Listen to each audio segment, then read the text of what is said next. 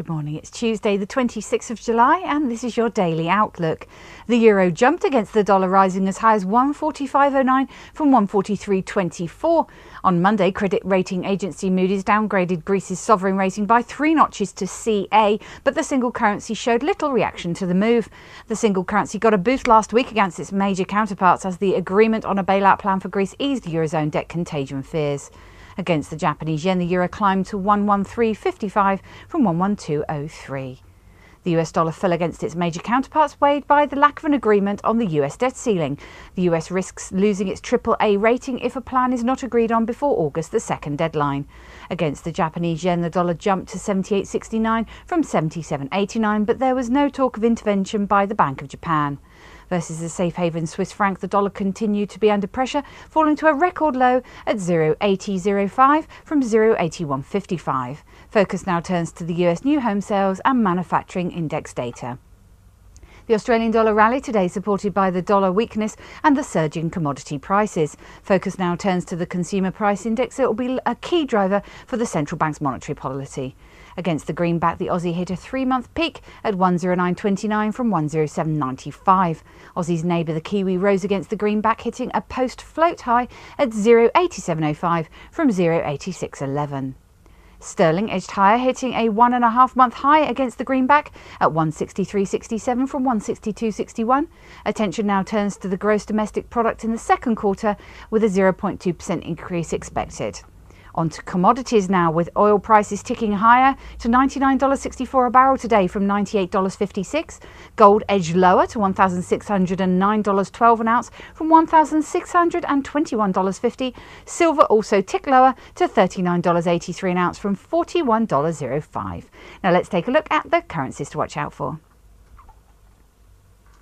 The euro-dollar pivot point is at 144, with the preference to enter into long positions at 144.25. The dollar-yen pivot point is at 78.40, with a preference to enter into short positions at 78.30. The Aussie dollar pivot point is at 108.40, with a preference to enter into long positions at 108.40. The sterling dollar pivot point is at 163.15, with a preference to enter into long positions at 163.30. And the dollar CAD pivot point is at 0.9475, with a preference to enter into short positions at 0.9475. Now on to commodities. The oil pivot point is at 98.40, with a preference to enter into long positions at 98.40. The gold pivot point is at 1,600, with a preference to enter into long positions at 1,600. And the silver pivot point is at 39.85. And today's calendar and market movers are the UK gross domestic product in quarter 2, which is forecast to gain 0.2%. US new home sales in June forecast to rise to 320,000.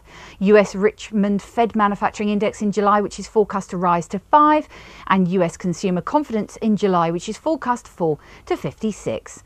Now on to equity markets. US equities were negative on Monday, with the S&P 500 trading down 0.56% and the Dow was down 0.70%. European bourses were mixed, with the FTSE down 0.16%, the DAX was up 0.25% and the CAC was down 0.77%. At the time of writing, the Nikkei was up 0.63% and the Hang Seng was up 0.94%. This has been your Daily Outlook. I'm Emma and Joe from the Easy Forex Dealing Room. Have a great day. Not only have you found a great place for Forex news, you found a great place to trade it. Registration is easy. Just click Join Now. Membership has its unique benefits, such as the freeze rate, the trade simulator, the inside viewer, and personal dealers. Your personal account manager waiting for you now.